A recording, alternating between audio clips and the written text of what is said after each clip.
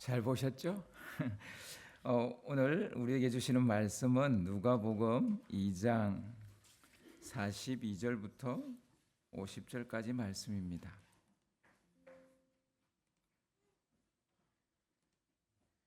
누가복음 2장 42절부터 50절 말씀을 한 절씩 교독을 하겠습니다. 예수께서 12살 되었을 때에 그들이 이 절기에 관례를 따라 올라갔다가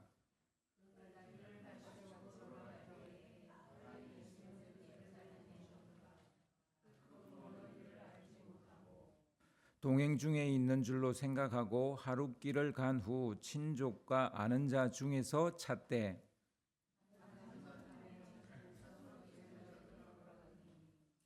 사흘 후에 성전에서 만난 적 그가 성생들 중에 앉아서 그들에게 듣기도 하시며 묻기도 하시니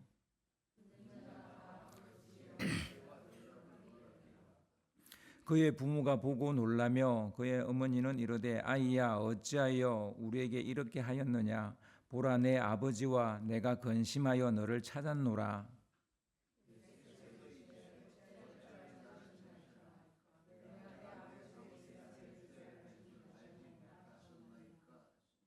그 부모가 그가 하신 말씀을 깨닫지 못하더라. 아멘. 함께 자라야 한다라는 제목으로 같이 말씀을 나누겠습니다. 부모는 자기가 그 아이를 낳는 순간 자기도 태어난다는 것을 잘 모르죠. 그러니까 아이를 낳았다는 것만 생각하지 자기가 부모로 다시 태어났다라는 생각을 못하죠. 부모가 됐다는 것과 부모로 태어났다라는 게 사실 같은 개념이지만 좀 태어났다는 것은 생각하지 않죠. 아이가 삶이라는 걸 처음 살아보듯이 부모도 부모로서의 삶을 처음 그렇게 이제 살게 되는 거잖아요. 그래서 아이가 태어나는 순간 부모도 아빠와 엄마로 다시 태어나는 거예요. 지금까지는 누구의 자녀였어요. 그런데 아이를 낳는 순간 내가 아빠가 되든 엄마가 되든 되는 거죠. 그리고 새롭게 태어나는 거죠. 태어난 아기가 자라듯이 엄마와 아빠도 계속 자라야 합니다. 자라지 않는 아이가 없듯이 부모도 자라야 돼요. 태어났으니까. 엄마 아빠로 태어났으니까. 부모는 아이가 자라도록 도와주는 사람이잖아요. 동시에 부모로서 자신도 자라야 됩니다. 그러니까 아이도 자라게 해야 되고 자기도 자라야 되는 두 개의 짐을 지는 게 부모인 것 같아요. 대부분 이제 이 사실을 좀 잊고 사는 것 같습니다. 또 이게 마음의 준비가 안 돼서 아이를 자라게 하는 것과 그리고 자기가 자라야 된다는 것에 이게 마음의 준비가 안 돼서 아이를 낳고 힘들어하는 그런 삶도 있죠. 제가 25년 동안 세 아이의 부모 노릇을 하면서 알게 된 사실들이 있는데요. 그 중에 하나는 아이는 부모만큼 자란다는 거예요. 아이는 부모만큼. 보통 아이가 어릴 때까지는 그 부모들이 참 열심히 공부합니다. 뭐 젖병은 뭐 어떻게 삶아야 되고 기저귀는 어떻게 갈아야 되고 뭐 이런 거 다 막 인터넷 뒤져서 책 사서 다 공부합니다. 이것저것 찾아보고 참고합니다. 그렇게 처음에는 나름 괜찮은 부모가 되어집니다. 그런데 어느 순간부터 더 이상 자라지 않는 부모, 성장이 멈춘 부모가 되고 맙니다. 아이는 멈추지 않고 계속 자라는데 말이죠. 아이는 멈추지 않고 계속 자라는데 부모가 어느 선에서 멈춰버려요. 조금 전에 그 요괴벳의 노래를 영상으로 여러분 들으셨죠? 개인적으로 참 제가 좋아하는 노래입니다. 뭐 운전할 때 제일 많이 듣는 복음송 중에 저는 하나입니다. 제가 엄마가 아닌데 왜 이걸 좋아하는지 잘 모르겠는데 하여튼 제가 이거를 되게 좋아해요. 이 노래를 되게 좋아합니다. 요괴벳이 엄마로 자란 그 가장 압도적 사건은 모세를 낳았을 때라고 저는 생각해요. 그러니까 누구든지 엄마가 되면 엄마로 자라야 되거든요. 근데 이 요게벳이 엄마가 되고 그가 엄마로서 가장 압도적으로 자란 때 저는 이 모세를 낳았을 때라고 봅니다. 이미 미리암과 아론을 낳아서 키웠어요. 그러니까 엄마가 어떤 역할을 해야 되고 어떻게 해야 된다는 걸 아이를 2명이나 키웠기 때문에 알아요. 그럼에도 불구하고 요게벳이 엄마로 가장 압도적으로 자란 시기는 저는 모세를 낳았을 때라고 봅니다. 임신 중에는 남자아이가 아니기를 기도했을 거예요. 태중에 있는 아이가 남자아이가 아니기를. 왜냐하면 남자아이는 태어나는 즉시 죽게 되니까. 그런데 남자아이가 태어났어요. 아이를 낳고서는 나일강에 이 아이를 던지지 않고 아이를 키울 수 있는 방법에 대해서 가르쳐 달라고 하나님께 절절하게 기도했을 거예요. 여러분이면 안 했겠어요? 저는 했을 것 같은데. 하지만 3개월이 지나도 뾰족한 수가 없는 거예요. 달라지는 게 없는 거예요. 여전히 그 법은 유효하고 여전히 내 아이는 위험하고 결국 버려야 하는 피할 수 없는 순간에 맞닥뜨리게 됩니다. 그냥 버릴 수가 없잖아요. 그래서 갈대 상자를 만들어서 이 아이를 그 안에 넣어서 나일강에 띄워 보냅니다. 뭐 버린 건 버린 거지만 방식이 달랐죠. 짧은 3개월이었지만 요게벳에겐 헤아리기 어려운 억급의 시간이었을 거예요. 너무너무 괴롭지만 한편으로는 말할 수 없는 또 그 행복을 느끼는 거죠. 태어나자마자 버려야 될 아이를 그 키우면서 그 3개월의 그 기쁨 또한 또 그 행복 또한 말할 수 없는 거죠. 엄마가 된다는 건 항상 이런 거예요. 너무너무 버겁고 힘들어요. 그런데 행복해요.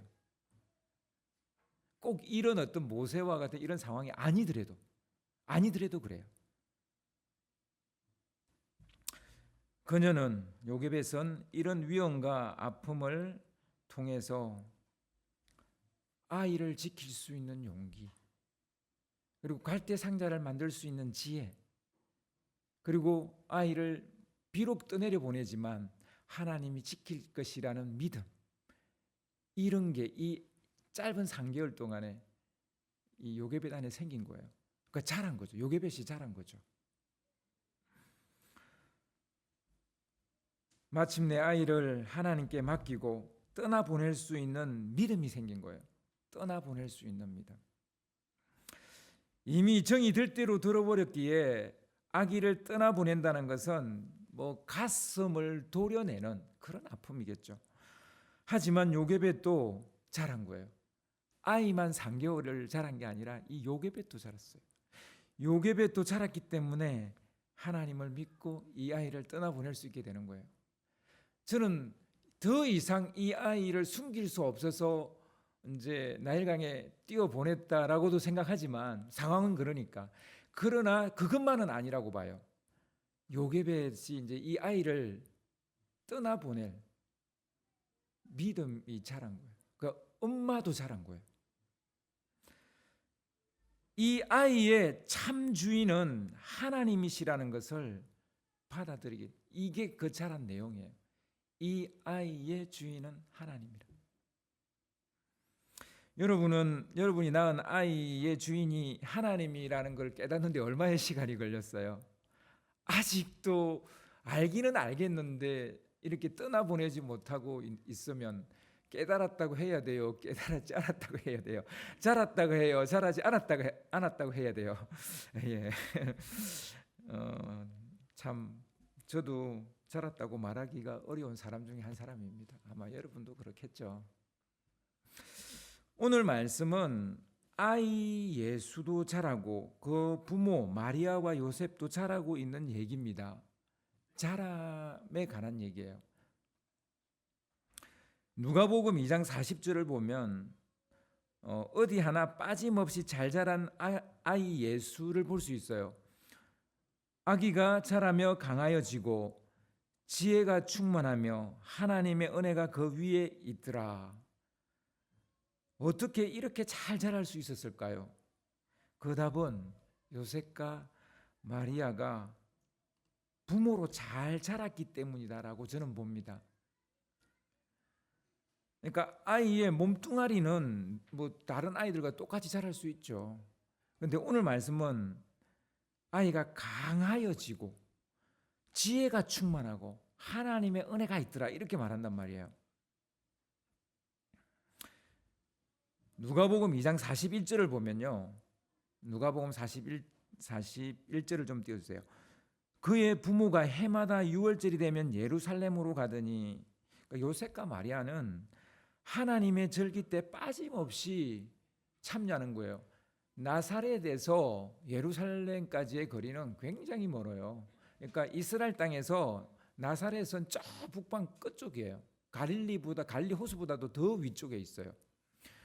그러니까 빠짐없이 가는 거예요. 해마다 유월절을 지키러. 그러니까 그만큼 늘 신앙 안에서 믿음의 삶을 살았던 거예요. 예수가 태어났을 때도 곧장 데리고 예루살렘에 가서 할례를 받게 합니다. 지금 아이도 위험하고 자기들도 위험해요. 헤롯 대왕이 아이를 알게 되면 죽일 거예요. 그럼에도 불구하고 이 아이를 데리고 예루살렘에 가서 할례를 받는 거예요. 아이가 이렇게 근사하고 멋지게 자란 것은 부모가 그랬기 때문에, 부모가 근사하고 멋졌다는 얘기예요. 부모의 신앙이 참 좋았다는 얘기예요. 아이는 부모만큼 자랍니다. 이건 틀림없는 것 같아요. 아이가 강하게 자란 것은 부모가 강한 부모로 자랐기 때문이에요. 그리고 아이가 지혜가 충만한 것은 그 부모의 지혜가 충만하게 그렇게 자랐기 때문이에요. 아이 위에 하나님의 은혜가 머물렀던 것은 그 부모가 하나님의 은혜로 살아가고 있기 때문이에요. 부모가 왜 자라야 할까요? 부모만큼 아이가 자라기 때문입니다. 인성이라든지 뭐 사회성, 영성, 양심, 윤리의식, 뭐 신앙심, 그리고 공동체의식, 그리고 긍정적인 사고, 행복한 삶, 어려움을 헤쳐나가는 강단, 이 모든 것들을 부모로부터 배웁니다. 요셉과 마리아는 예수가 12살 되던 해 그를 데리고 유월절을 지키러 예루살렘으로 갑니다. 할례를 행하러 간 거 외에는 이제 처음인 거죠. 처음으로 이제 12살인 아이 예수를 데리고 예루살렘으로 갑니다. 유대인들은 아들이 12살이 되면 예루살렘 성전으로 가서 성인식을 합니다. 지금도 그렇게 합니다. 이제 성전이 없어서 뭐 이렇게 랍비를 찾아가서 이제 랍비 앞에서 이렇게 합니다. 지금은 성인식은 어른이 되었다기보다는 더 이상 어린아이가 아니라는 뜻이 아닐까라는 저는 그렇게 생각해요. 12살이 어떻게 어른이겠습니까? 그래서 현대인들은 그 중간 가도기로 청소년기를 집어넣은 거예요. 옛날에는 청소년기라는 게 없어요. 그런 용어 자체도 없고 그런 이해도 없었어요. 그냥 아이였다가 그냥 성인식이 되면 이제 어른이 되는 그런 거였는데, 근데 요즘 이제 현대인들이 볼 때는, 현대인들의 사람의 성장 발달 단계를 놓고 볼 때는 이 가도기를 청소년기라고 이렇게 불러야 된다, 이렇게 이제 따로 만든 거죠. 대부분의 고대인들은 10대 초기에 성인식을 했어요. 그 어느 문화권을 가도 거의 비슷해요. 왜 그랬을까요? 다 자라고 난 후에 성인식을 해도 되잖아요. 그죠? 그런데 그렇게 하지 않았어요. 성인이 되는 것에 초점을 맞추기보다는 이제 더 이상 어린아이가 아니다라는 것에 초점을 맞췄기 때문이 아닐까, 저는 그렇게 생각해요. 그리고 이제 그 가두기의 시간들을 보내게 했던 것 같아요. 그러니까 아이의 일을 버려야 가독이든 성인이든 뭐가 되는 거예요. 그래서 아이의 일을 버리게 하려고 이렇게 10대 초기에 성인식을 한 것 같다. 제 생각은 그렇습니다. 사람들이 유월절 절기와 성인식을 마치고 집으로 이제 돌아가게 됩니다. 뭐 이제 성인식 했으니까 집에 가야죠. 그런데 흥미롭게도 예수는 엄마 아빠와 함께 가지 않고 예루살렘에 남았습니다. 사무엘처럼 부모가 자녀를 하나님께 드렸기 때문일까요? 한나는 사무엘을 하나님께 드림으로써 성전에 머물게 했잖아요. 자기 혼자 집에 갔어요. 그런데 예수님도 그런 거예요? 그건 아니에요. 이는 부모에게 허락받지 않고 했던 돌발 행동입니다. 이상 행동이에요. 뭐 지금 성인이 이제 성인시겠다고 성인 됐다고 지금 뻐기는 거예요? 이제 내 마음대로 살겠다는 거예요? 아니면 반항하는 거예요? 뭐예요? 예수도 사실은 잘하고 있는 중이에요. 잘하고 있는 중이에요. 우리는 자람을 이제 반항으로 볼 때가 많습니다. 얘가 안 그랬는데 왜 이러지? 이게 반항이 아니고 사실은요, 그게 잘하고 있는 거예요. 우리 이제 시각이 반항이라고 보기 때문에 갈등이 생기는 거예요. 이건 아이가 이 커뮤니케이션이 안 돼요. 적어도 말은 해줘야 될 거 아니에요. 나 좀 예루살렘에 더 있다 갈 거야. 엄마 먼저 가, 아빠 먼저 가. 그럼 될 거 아니에요. 근데 그 말도 안 하는 거예요. 이 나이가 그런 나이예요. 말 안 하는 나이예요. 그냥 방문 닫고 자기 방 안에 그냥 처박혀 있는 나이예요. 이게 반항이 아니라 사실은 잘하고 있는 거, 잘하고 있는 거. 이 잘하는 거라는 시각을 가지면 충분히 납득이 되는데 이게 반항이라고 보기니까 이제 갈등이 되는 거죠. 예수도 지금 잘하고 있는 거예요. 근데 이제 부모가 이걸 잘함으로 보지 않고 반항 내지는 뭔가 좀 이상한 거로 보니까 갈등이 생기는 거죠. 부모는 당연히 예수가 자기들과 함께 나사렛으로 가고 있을 줄 알았어요. 그런데 하룻길을 간 후에야 친족과 아는 자들 중에 예수가 없다는 사실을 깨닫게 된 거예요. 누구 잘못입니까? 지금 이렇게 된 건 누구 잘못입니까? 아이를 챙기지 못한 부모 잘못입니까? 부모에게 말하지도 않고 예루살렘에 홀로 남은 예수의 잘못입니까? 저는 개인적으로 부모에게 문제가 있다고 생각하지는 않습니다. 성인식을 했으니까 뭐 아기 대하듯 할 수는 없는 거 아닙니까? 이제 일일이 다 챙겨주고 직접 돌봐준다면 성인식을 왜 합니까? 이제 너는 더 이상 아이가 아니야. 뭐 그런 의미로 성인식을 한 거잖아요. 그 마리아와 요셉은 아이를 마마보이로 키우지는 않았던 것 같아요. 스스로 판단하고 스스로 결정할 수 있는 아이로 키웠던 것 같아요. 그러니까 예수님은 스스로 자기가 판단하고 스스로 결정한 거예요. 하지만 성인식 했다고 어린아이가 갑자기 어른이 되는 건 또한 아니잖아요. 그래서 이 누가복음의 저자 누가는 예수 앞에 이런 수식어를 붙여요. 아이 예수. 성인식이 지금 끝났는데 성인식이 끝났는데도 아이 예수라고 기록을 하고 있다는 거예요. 뭐 사실 그렇긴 해요. 뭐 성인식 끝났다고 성인 예수, 어른 예수 이렇게 또 말하기는 이상하잖아요. 그러니까 아이 예수라고 하는 게 맞긴 맞을 것 같긴 한데 오늘 본문 48절을 보면 마리아가 예수를 찾고 나서 이렇게 말합니다. 아이야, 어찌하여 우리에게 이렇게 하였느냐? 보라, 내 아버지와 내가 근심하여 너를 찾았노라. 엄마는 여전히 예수를 보고 아이야라고 말한다는 거예요. 그 성인식을 했는데 아이야 그러면 이제 안 되는 거잖아요. 그럼 어른아 그래야 돼요? 그것도 이상하잖아요. 여러분 자식은 성인이 되고 결혼을 해서 독립을 해도 여전히 부모의 눈에는 아가입니다. 부모가 자식을 이렇게 본다고 해서 자식이 영원히 아가여야 한다는 말이 아니에요. 그냥 부모의 눈은 그렇게 보인다고요. 부모가 90세고 자녀가 70세인데 90세의 부모가 70세인 자녀를 볼 때 여전히 아가로 보이는 거예요. 부모의 눈에는 그렇게 되는 거예요. 그렇게 보이는 거예요.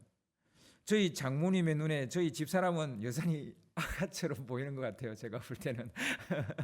예. 부모가 자란다는 게 뭘까요? 제가 오늘 부모도 자라야 된다고 얘기했는데 자식이 품을 떠나 자기 인생을 살도록 놓아주는 게 부모가 자라는 거예요. 그렇다고 마음의 품까지 놓아버려야 한다는 그런 얘기는 아니에요. 뭐 관계를 안 한다든지 단절을 한다든지 뭐 이런 건 아니에요. 계속 관계는 하는데 이제 독립해서 살 수 있도록 보내주는 거죠. 그래서 이거는 사실 이제 두 가지 스탠스가 다 있는 거예요. 떠나 보내는 거이지만 여전히 내 마음에 있는 거예요. 그러니까 이 스탠스를 잘 유지하는 게 성장한 부모의 모습이 아닌가 저는 그렇게 생각을 합니다. 요셉과 마리아는 예수가 함께 가고 있지 않다는 것을 알아차리고 사흘 동안 찾아다닙니다. 뭐 어느 부모도 마찬가지겠죠. 에이 뭐 다 컸으니 지 알아서 하겠지. 이건 좀 이상한 거예요. 그죠?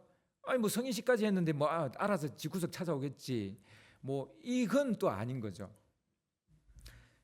애를 태우고 겨우겨우 찾았을 때 안도의 한숨보다 먼저 나온 게 뭐냐면 안도의 질타입니다. 그러나 자녀는 그런 부모의 마음을 잘 모르죠. 그 자녀도 결혼해서 자식을 낳고 이제 그때 엄마의 그 안도의 질타, 안도의 잔소리, 사랑이었구나 이제 나중에 깨닫게 되죠. 아무튼 여러분 이 지금 요셉과 마리아는 얼마나 애가 타겠어요. 사흘 동안 얼마나 애가 탔겠어요. 비가 아무리 억수같이 와도요 뒤집어 놓은 그릇으로는 단 한 방울의 물도 받을 수 없어요. 부모가 사랑의 잔소리를 소나기처럼 쏟아붓는다 해도요 아이가 마음을 닫고 있으면 그 잔소리 아무런 효용이 없어요. 예, 그렇습니다. 뒤집어 놓은 그릇을 한번 생각해 보세요. 물 한 방울도 받을 수 없어요. 소나기처럼 쏟아지는 질타에 예수의 반응은 어땠습니까? 어찌하여 나를 찾으셨나이까? 내가 내 아버지 집에 있어야 될 줄을 알지 못하셨나이까? 이 두 말은 너무 대조적이어서 어떻게 한 번의 말에 또 이 두 말이 같이 나왔을까가 전 너무너무 궁금해요. 일단 어찌하여 나를 찾으셨나이까는 정말 어린애의 말이에요. 부모의 마음을 전혀 몰라서 하는 얘기. 나 왜 찾아? 뭐 이런 거죠. 그리고 뒤에 말은 뭐예요? 내가 내 아버지 집에 있어야 돼. 이거는 거의 하나님의 아들의 수준에서의 말이에요. 그러니까 너무 어린아이의 말과 하나님 아들의 말이 한 문장 안에 다 들어가 있어요. 하여튼 마리아와 요셉은 예수를 아이로만 생각했어요. 그런데 예수는 부모가 생각하는 그 이상으로 성장해 있는 거예요. 그러니까 이거는 아이만 성장하고 부모는 어느 부분에서 성장을 안 한 거라는 얘기가 되는 겁니다. 50절을 보면 그 부모가 예수의 말을 깨달지 못하더라. 이게 무슨 말이지? 이게 뭔 말이지? 이걸 모르면 안 되거든요. 왜냐하면 처음에 아이를 낳아서 예루살렘에 갔을 때 시몬이라는 선지자가 이야기했다고요. 이 아이 때문에 너의 마음이 갈갈기 찢길 것이다 라는 얘기를 해줬잖아요. 그런데 그거는 까마득하게 잊어버린 거죠. 뭐 사실 이건 이제 서막에 불과합니다. 진짜 가슴 찢어질 일은 이제 또 한 17년, 18년 더 지나야 이제 일어나는 일이 되긴 하겠죠. 어느 면에서 보면 예수의 부모는 아이와 함께 자라고 있었어요. 분명히. 마리아와 요셉은 참 괜찮은 부모였습니다. 항상 삶과 신앙의 모본을 보였습니다. 성인식을 올린 아이를 더 이상 아이로 대하지 않았어요. 꽁꽁 싸매고 다니지 않았어요. 아이를 믿고 선택과 행동의 자율권을 주었습니다. 또 아이가 없었을 때는 또 그냥 에이 뭐 알아서 오겠지 이렇게 방치하지도 않았어요. 아이가 동행하지 않는다는 것을 알아차렸을 때는 사흘 동안 헤매고 다니는 그런 부모의 마음이었습니다. 그럼에도 불구하고 예수의 부모는 예수만큼 잘하지 못했던 거예요. 그래서 저는요 내 자식이 천재이면 좀 힘들 것 같아요. 내가 그만큼 못 자랄 것 같아요. 내가 그만큼 똑똑하지 않으니까 내 아이가 천재이면 좀 힘들 것 같아요. 그래서 아이와 나는 비슷해야 될 것 같아요. 그래 내가 행복할 것 같아요. 꼭 지능적인 것뿐만 아니라 예수가 하나님께서 자기들에게 잠시 맡긴 선물이라는 것을 요셉과 마리아는 잊어버리고 있었던 거예요. 궁극적으로 하나님이 이 아이의 아버지라는 사실을 몰랐어요. 물론 우리의 자녀가 예수님은 아니죠. 하지만 우리 자녀도 궁극적으로 우리의 소유물이 아닙니다. 하나님께 속한 자예요. 하나님께로부터 왔기 때문에 하나님께로 가야 돼요. 잠시 이 땅에 우리와 연을 맺고 사는 것뿐이에요. 잠시 우리하고 그 머문 그 정이 이제 너무 이제 크다 보니 우리가 이제 막 오락가락하고 헷갈리고 집착을 하고 그러는 거죠. 부모는 여기까지 자라야 됩니다. 이 아이는 하나님의 소유라는 거. 이 아이의 참 주인은 하나님이라는 거. 여기까지 부모는 자라야 돼요. 그래야 지나친 간섭을 하지 않게 되고 집착을 하지 않게 되는 거예요. 사실 우리는 이 간섭과 집착이 두 얼굴을 가지고 있다는 걸 잘 몰라요. 관심이거든요. 간섭하고 집착하는 건 관심이거든요. 근데 이게 지나쳐 버리면 아이의 인생을 망치게 만드는 독이 돼요. 근데 이 두 얼굴을 가지고 있는 걸 우리가 잘 모르는 거죠. 자식들도 그렇습니다. 부모의 말이 짜증 날 때가 얼마나 많아요. 자기를 이해하지 못하니까. 자기만큼 잘하지 못했으니까 부모가. 그러니까 뭐 말이 안 되는 말 같은 것도 막 아이들의 입장에서는 엄마가 하는 말이 안 되는 경우가 참 많아요. 그렇잖아요. 그래도 자녀는 부모를 존중해야 됩니다.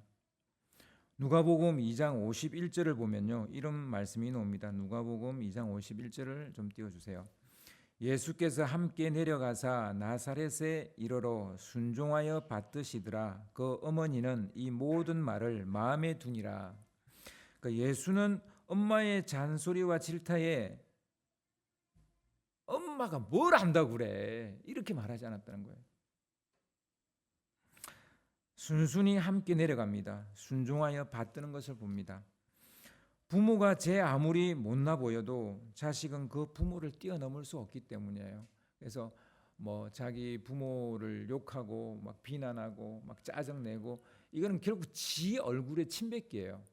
왜냐하면 자기도 나중에 커보면 알아요. 아, 나는 우리 엄마 우리 아빠 이상 못 자랐구나. 딱 우리 엄마 아빠만큼 자랐구나 알게 되는 때가 와요. 딱 그만큼 자라거든요. 그래서 지금은 조금 엄마가 이해가 안 될 수도 있고 아빠가 이해 안 될 수도 있어요. 그렇지만 순종하여 받드는 것이 맞습니다.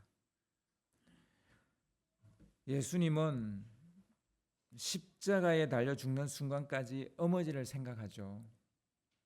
그녀의 남은 삶을 위해 마지막 조치를 취합니다. 자식의 도리를 끝까지 다하는 것을 볼 수 있습니다. 자식이 부모를 어떻게 대해야 하는지 알게 하는 말씀이라고 할 수 있습니다. 마리아는 오늘 이 51절 끝부분에 보면 이 모든 말을 마음에 두었다라고 말합니다. 완전히 이해는 못했어요. 지금 아이 예수가 하는 얘기를 완전히 이해는 못했지만 마음에 두는 거예요. 여전히 잘하겠다는 자세죠. 내가 얘를 아직까지 뭔가 잘 이해는 못했는데 하여튼 애가 그럴 만한 이유가 있겠지. 얘가 이렇게 성전에 남아서 이러고 있는 그럴 만한 이유가 있겠지. 정도는 지금 마리아가 성장을 한 거예요.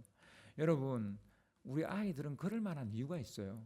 왜 집에 와서 짜증을 내는지, 왜 방문을 닫고 들어가는지, 왜 화를 내는지 이유가 있다니까요. 다 이유가 그럴 만한 이유가 있어요. 근데 우리가 그걸 모르는 것뿐이에요. 내가 못 자라서, 부모로서 못 자라서.